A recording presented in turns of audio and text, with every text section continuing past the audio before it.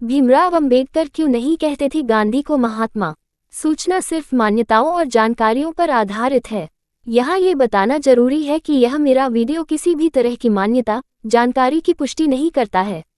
किसी भी जानकारी या मान्यता को अमल में लाने से पहले संबंधित विशेषज्ञ से सलाह लें। भीमराव अंबेडकर, महात्मा गांधी और अंबेडकर के संबंध कैसे थे? इस सवाल पर लंबी बहसें होती रही हैं और काफी कुछ कहा सुना जा चुका है। खुद बाबा साहब अंबेडकर ने तो गांधी को इसलिए कटघरे में खड़ा किया था कि जब आप भंगी नहीं है तो हमारी बात कैसे कर सकते हैं। जवाब में गांधी ने इतना ही कहा कि इस पर तो मेरा कोई बस है नहीं, लेकिन अगर भंगियों के लिए काम करने का एकमात्र आधार यही है कि कोई जन्म से भंगी है या नहीं, तो मैं चाहूंगा कि मेरा अगला जन्म भंगी के घर में हो। साल 1955 में डॉक्टर अंबेडकर ने बीबीसी को दिए एक इंटरव्यू में महात्मा गांधी के साथ अपने संबंधों और मतभेदों पर लंबी बात की थी। अंबेडकर, मैं 1929 में पहली बार गांधी से मिला था, एक मित्र के माध्यम से। एक कॉमन दोस्त थे जिन्होंने गांधी को मुझसे मिलने को कहा। गांधी ने मुझे खत लिखा कि वो मुझसे मिलना चाहते हैं, इसलिए मैं उनके पास गया और उनसे मिला। ये गोलमेज सम्मेलन में भाग लेने के लिए जाने से ठीक पहले की बात है। फिर वो दूसरे दौर के गोलमेज सम्मेलन में आए, पहले दौर के सम्मेलन के लिए नहीं आए थे। उस दौरान वो वहाँ 5-6 महीने रुके। उसी दौरान मैंने उनसे मुलाकात की और दूसरे गोलमेज सम्मेलन में भी उनसे मुलाकात हुई। पूना समझौते पर हस्ताक्षर करने के बाद भी उन्होंने मुझसे मिलने को कहा, लिहाजा मैं उनसे मिलने के लिए गया। वो जेल में थे। यही वो वक्त था जब मैंने गांधी से मुलाकात की, लेकिन मैं हमेशा कहता रहा हूं कि तब मैं एक प्रतिद्वंद्वी की हैसियत से गांधी से मिला। मुझे लगता है कि मैं उन्हें अन्य लोगों की तुलना में बेहतर जानता हूं, क्योंकि उन्होंने मेरे सामने अपनी असलियत उजागर कर दी। मैं उस शख्स के दिल में झांक सकता था। आमतौर पर भक्तों के रूप में उनके पास जाने पर कुछ नहीं दिखता, सिवाय बाहरी आवरण के जो उन्होंने महात्मा के रूप में ओढ़ रखा था। लेकिन मैंने उन्हें एक इंसान की हैसियत से देखा, उनके अंदर के नंगे आदमी को देखा। लिहाजा मैं कह सकता हूं कि जो लोग उनसे जुड़े थे, मैं उनके मुकाबले बेहतर समझता हूं। Baba Saheb Bhimrao Ambedkar image caption. पहली तस्वीर में मुंबई के अपने निवास स्थान राजगृह पर डॉक्टर अंबेडकर और उनका परिवार। बाईं ओर से उनके पुत्र यशवंत अंबेडकर, पत्नी रमाबाई अंबेडकर, भाभी लक्ष्मीबाई, भतीजा मुकुंदराव और उनका प्यारा कुत्ता टॉबी। राजगृह में अंबेडकर फरवरी 1934 में रहने के लिए आए थे। फोटो साभारा दीक्षा भूमि, नागपुर और लोकवाङ्मय प्रकाशन। सवाल, आपने जो भी देखा उसके बारे में संक्षेप में क्या कहेंगे? अंबेडकर, खैर शुरू में मुझे यही कहना होगा कि मुझे आश्चर्य होता है जब बाहरी दुनिया और विशेषकर पश्चिमी दुनिया के लोग गांधी में दिलचस्पी रखते हैं। मैं समझ नहीं पा रहा हूँ। वो भारत के इतिहास में एक प्रकरण था, वो कभी एक युग निर्माता नहीं थे। गांधी पहले से ही इस देश के लोगों के ज़हन से गायब हो चुके हैं। उनकी याद इसी कारण आती है कि कांग्रेस पार्टी उनके जन्मदिन या उनके जीवन से जुड़े किसी अन्य दिन सालाना छुट्टी देती है। हर साल सप्ताह में 7 दिनों तक एक उत्सव मनाया जाता है। स्वाभाविक रूप से लोगों की स्मृति को पुनर्जीवित किया जाता है, लेकिन मुझे लगता है कि अगर ये कृत्रिम सांस नहीं दी जाती तो गांधी को लोग काफी पहले भुला चुके होते। Baba Saheb Bhimrao Ambedkar image caption. औरंगाबाद में महाविद्यालय की इमारत के शिलान्यास के बाद अंबेडकर डॉक्टर राजेंद्र प्रसाद को वेरुल की गुफाएं दिखाने ले गए। तस्वीर 1 सितंबर 1951 की है। फोटो। तस्वीर 1 सितंबर 1951 की है। फोटो साभारा दीक्षा भूमि, नागपुर और लोकवाङ्मय प्रकाशन।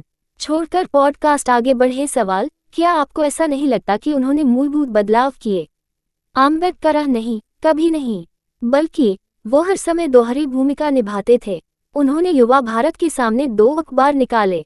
पहला हरिजन अंग्रेजी में, और गुजरात में उन्होंने एक और अखबार निकाला जिसे आप दीनबंधु या इसी प्रकार का कुछ कहते हैं। यदि आप इन दोनों अखबारों को पढ़ते हैं तो आप पाएंगे कि गांधी ने किस प्रकार लोगों को धोखा दिया।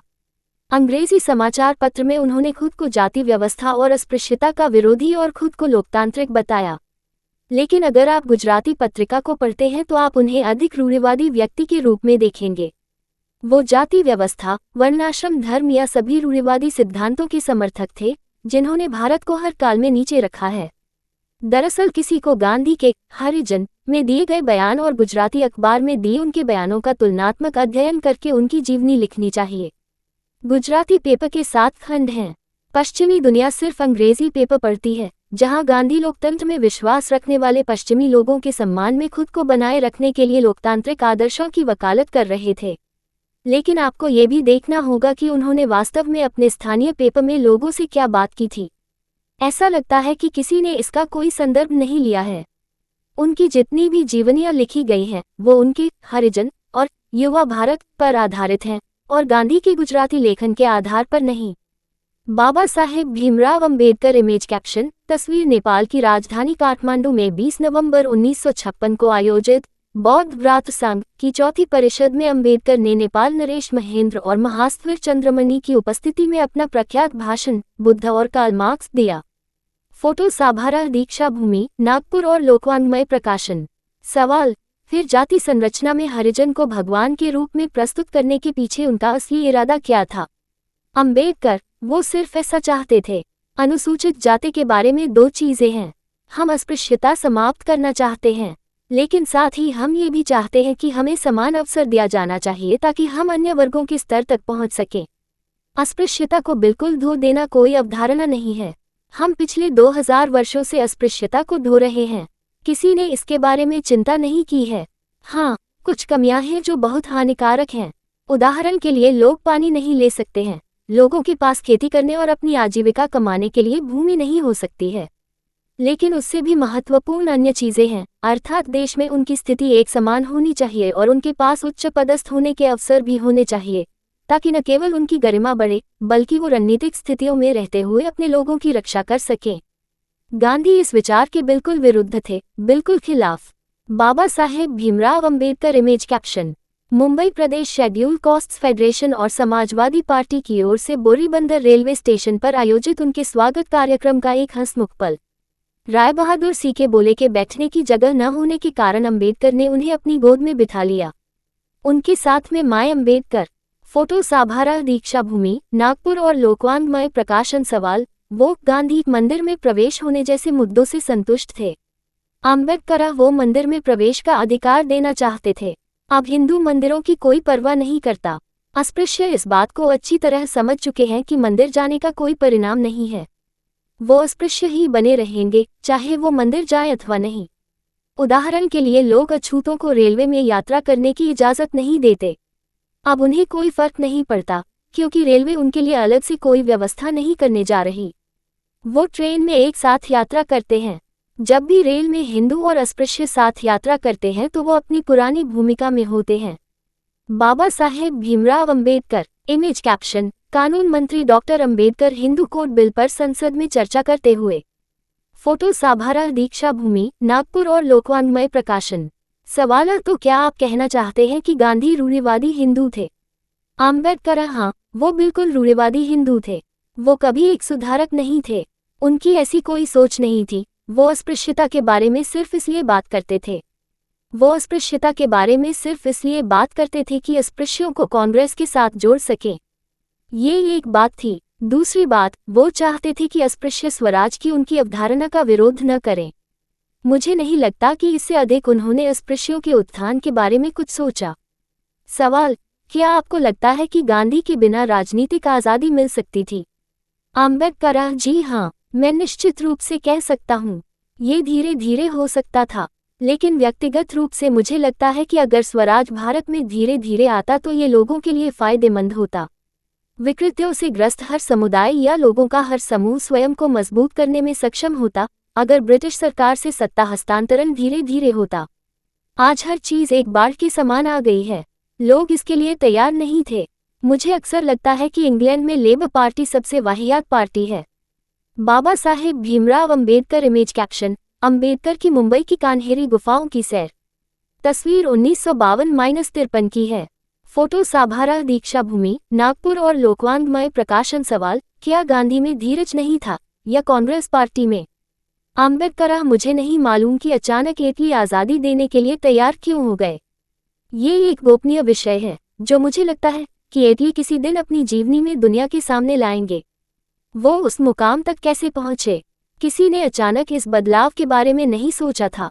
किसी ने उम्मीद नहीं की थी। ये मुझे अपने आकलन से लगता है। मुझे लगता है कि लेबर पार्टी ने 2 कारणों से ये फैसला किया। पहला है सुभाष चंद्र बोस की राष्ट्रीय सेना। इस देश पर राज कर रहे ब्रिटिश को पूरा भरोसा था कि देश को चाहे कुछ भी हो जाए और राजनीतिज्ञ चाहे कुछ भी कर ले, लेकिन इस मिट्टी के प्रति अपनी प्रतिबद्धता नहीं बदलेंगे। इस सोच के साथ वो अपना प्रशासन चला रहे थे। उस सोच को बुरी तरह धक्का पहुंचा जब उन्हें पता चला कि सैनिक एक पार्टी या बटालियन बना रहे हैं जो ब्रिटिश को उखाड़ फेंकेगी। मुझे लगता है कि ऐसे में ब्रिटिश इस नतीजे पर पहुंचे कि अगर उन्हें भारत पर शासन करना है तो इसका इकलौता आधार ब्रिटिश सेना से संचालन हो सकता है। 1857 की बात करें, जब भारतीय सैनिकों ने ईस्ट इंडिया कंपनी के खिलाफ विद्रोह कर दिया था। उन्होंने पाया कि ब्रिटिश के लिए ये संभव नहीं होगा कि वो भारत में लगातार इतनी यूरोपीय सेना मुहैया कराते रहें जिसके जरिए शासन किया जा सके। दूसरी बात जो मुझे लगती है, हालांकि मेरे पास ऐसा सबूत नहीं है, लेकिन मैं सोचता हूं कि ब्रिटिश सैनिक सेना को फौरन समाप्त करना चाहते थे ताकि वो नागरिक पेशे अपना सकें। आप जानते हैं कि सेना को धीरे धीरे कम करने के पीछे कितनी नाराजगी थी, क्योंकि जिन्हें सेना से नहीं निकाला गया था वो सोचते थे कि जिन लोगों को सेना से निकाल दिया गया है वो उनका नागरिक पेशा हथिया रहे हैं और उनके साथ कितनी नाइंसाफी हो रही है। लिहाजा भारत पर शासन करने के लिए पर्याप्त ब्रिटिश सेना रखना उनके लिए मुमकिन नहीं था। तीसरी बात, मुझे लगता है कि इसके अलावा उन्होंने सोचा कि भारत से उन्हें सिर्फ वाणिज्य चाहिए था और सिविल सर्वेंट की पगार या सेना की आमदनी नहीं। ये तुच्छ चीजें थीं। व्यापार और वाणिज्य के रूप में इनका बलिदान करने में कोई हर्जा नहीं था। भारत आज़ाद हो जाए या उसकी स्थिति स्वीकृत डोमेन या उससे कमतर हो, लेकिन व्यापार और वाणिज्य बना रहना चाहिए। मैं इसके बारे में सुनिश्चित नहीं हूँ, लेकिन मुझे व्यक्तिगत रूप से लगता है लेबर पार्टी की मंशा यही रही होगी। बाबा साहेब भीमराव अंबेडकर। इमेज कैप्शन, औरंगाबाद की एक कोर्ट में अंबेडकर। औरंगाबाद बार एसोसिएशन ने उनको आमंत्रित किया था। तस्वीर की तारीख 28 जुलाई 1950। फोटो साभारा दीक्षा भूमि, नागपुर और लोकवाङ्मय प्रकाशन। सवाल, पूना समझौते की बात करते हैं। आप उस समझौते में शामिल थे। क्या आपको याद है कि उस दौरान गांधी से आपकी क्या बातचीत हुई? अंबेडकर, हल्के स्वर में, हाँ, मैं ये बात अच्छी तरह जानता था। ब्रिटिश सरकार ने मैकडोनल्ड के दिए मूल प्रस्ताव में मेरा सुझाव मान लिया था। मैंने कहा था कि हम एक समान निर्वाचित प्रतिनिधि चाहते हैं ताकि हिंदुओं और अनुसूचित जातियों के बीच दरार बनी रहे। हमें लगता है कि अगर आप एक समान निर्वाचन प्रतिनिधि उपलब्ध कराते हैं तो हम समाहित हो जाएंगे और अनुसूचित जाति के नामित वास्तव में हिंदुओं के गुलाम बन जाएंगे, आज़ाद नहीं रहेंगे। अब मैंने राम से मैकडोनल्ड से कहा कि वो इसी विषय को आगे बढ़ाना चाहते हैं। हमें अलग निर्वाचन प्रतिनिधि और आम चुनाव में अलग मत दें, ताकि गांधी ये नहीं कह सके कि हम चुनाव के मामले में अलग हैं। हम चुनाव के मामले में अलग हैं। पहले मेरी सोच यही थी कि पहले 5 वर्ष हम हिंदुओं से अलग रहें, जिसमें कोई व्यवहार, कोई संवाद न हो। ये सामाजिक और आध्यात्मिक कदम होता। आप एक आम मतदाता में भागीदारी के चक्र में क्या देख सकते हैं? इन कठिनाइयों को दूर करने के लिए आप जिस अलगाववाद के बारे में सोचते हैं वो सदैव से बड़ी है। ये सोचना मूर्खता है कि यदि 2 लोगों के एक साथ मतदान केंद्रों पर मतदान करने से उनके दिल बदल जाएंगे। ऐसा कुछ भी नहीं है। ये गांधी का पागलपन है। खैर, इसे अलग रखा जाना चाहिए। इस तरह की व्यवस्था में अस्पृश्यों से मतदान कराते हैं तो आप उन्हें उसी अनुपात की अपनी आबादी का प्रतिनिधित्व करने देते हैं ताकि मतदान पर बल मिले और प्रतिनिधि पर नहीं, ताकि गांधी और अन्य लोग शिकायत न कर सकें। राम से मैकडोनल्ड ने इसे स्वीकार कर लिया। ये वास्तव में मेरा सुझाव था। मैंने नेपल से उन्हें पत्र लिखा था। मैं चाहता था कि वो यही करें ताकि कोई समस्या न हो। उन्होंने यही किया, हमें अलग से निर्वाचन क्षेत्र और आम चुनाव में मतदान का अधिकार दिया। लेकिन गांधी नहीं चाहते थे कि हम अपने वास्तविक प्रतिनिधियों को भेजें। लिहाजा वो समझौते में अलग निर्वाचन क्षेत्र को नहीं जोड़ना चाहते थे और अनशन पर चले गए। फिर ये मेरे ऊपर आ गया। ब्रिटिश सरकार ने कहा कि अगर आप समझौता नहीं मानना चाहते तो हमें कोई ऐतराज नहीं है, लेकिन हम समझौता स्वयं समाप्त करना चाहते थे। हमने समझौता छोड़ दिया। हमने हर वो चीज़ छोड़ दी जो सर्वश्रेष्ठ थी। आपको राम से मैकडोनल्ड का पत्र पढ़ना चाहिए जिसमें स्पष्ट लिखा है कि हमने अलगाववाद को बढ़ावा देने जैसा कुछ भी नहीं किया है, बल्कि हम एक समान निर्वाचन के जरिए दोनों गुटों को एक मंच पर लाकर इस खाई को भरना चाहते हैं। लेकिन गांधी का विरोध इस बात पर था कि हमें आज़ादी के साथ प्रतिनिधित्व न मिले। लिहाजा उन्होंने खुलकर विरोध किया कि हमें कोई प्रतिनिधित्व नहीं मिलना चाहिए। गोलमेज सम्मेलन में उनका यही रुख था। उन्होंने कहा कि वो सिर्फ हिंदू, मुस्लिम और सिख समुदाय को जानते हैं। संविधान में सिर्फ इन्हीं 3 समुदायों को राजनीतिक प्रतिनिधित्व मिलना चाहिए। लेकिन ईसाई, एंग्लो इंडियंस, अनुसूचित जाति के लिए संविधान में कोई जगह नहीं। उनके मुताबिक इन लोगों को आम लोगों के साथ मिश्र कर देना चाहिए। मैं जानता हूं कि उनके सभी दोस्त इस सोच को मूर्खता बता रहे थे। इस विषय पर उनके दोस्तों ने ही उनका विरोध किया। अगर सिख और मुसलमानों को विशेष प्रतिनिधित्व दिया जाता है, जो राजनीतिक और आर्थिक रूप से हजारों गुना बेहतर स्थिति में हैं, तो अनुसूचित जाति और ईसाइयों को कैसे छोड़ा जा सकता है? उनका यही कहना था कि आप लोग हमारी समस्या नहीं समझते। वो बस यही कहते थे। इस मुद्दे पर उनके गहरे मित्र अलेक्जेंड्रिया का उनसे खासा झगड़ा हुआ, जैसा उन्होंने मुझे बताया।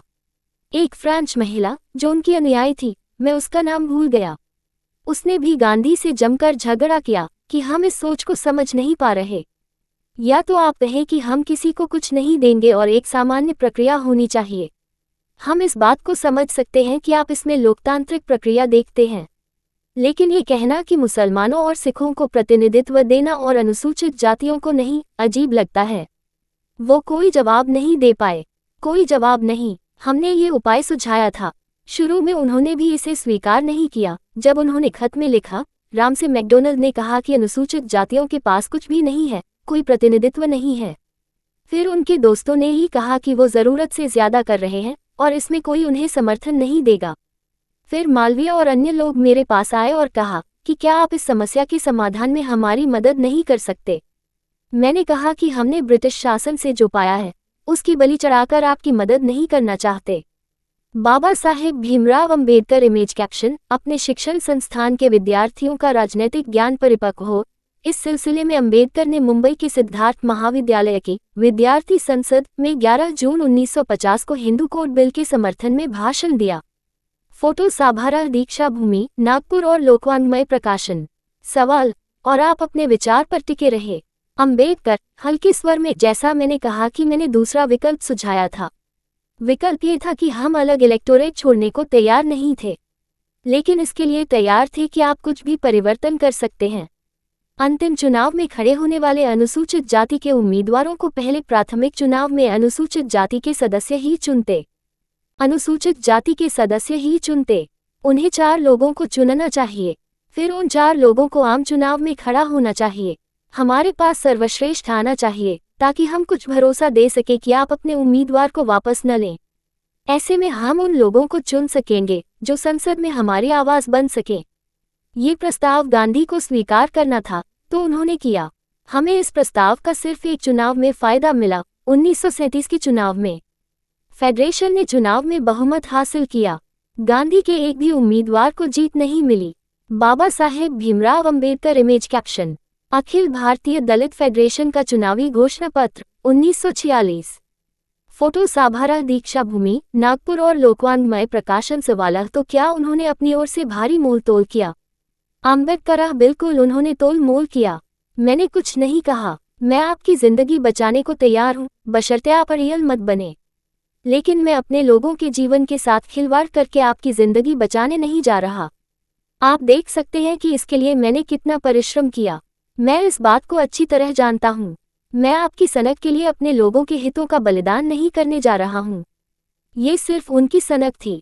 ये कैसे हो सकता है कि जिस सामान्य चुनाव से स्थितियां बदलने की बात की जा रही है, वो स्थितियां न बदल पाए? बाबा साहेब भीमराव अंबेडकर इमेज कैप्शन, चक्रवर्ती सी राजगोपालाचारी के भारत के प्रथम गवर्नर जनरल बनने के उपलक्ष्य में सरदार पटेल द्वारा जून 1948 में आयोजित किए गए भोज समारोह में प्रधानमंत्री नेहरू के साथ अंबेडकर और केंद्रीय मंत्रिमंडल के अन्य सदस्य। फोटो साभारा दीक्षा भूमि, नागपुर और लोकवाङ्मय प्रकाशन। सवाल, तो इस पर उन्होंने क्या कहा? अंबेडकर, वो कुछ भी नहीं कह सके। उन्हें अनुसूचित जाति को लेकर भारी डर था कि वो सिख और मुस्लिम की तरह आज़ाद निकाय बन जाएंगे और हिंदुओं को इन 3 समुदायों के समूह से लड़ना पड़ेगा। ये उनके दिमाग में था और वो हिंदुओं को दोस्तों के बिना छोड़ना नहीं चाहते थे। सवाल, तो शायद ही उन्होंने पूरी तरह राजनीतिज्ञ की तरह काम किया। अंबेडकर, राजनीतिज्ञ की तरह? वो कभी महात्मा नहीं थे। मैं उन्हें महात्मा कहने से इनकार करता हूँ। मैंने अपनी जिंदगी में उन्हें कभी महात्मा नहीं कहा। वो इस पद के लायक कभी नहीं थे, नैतिकता के लिहाज से भी।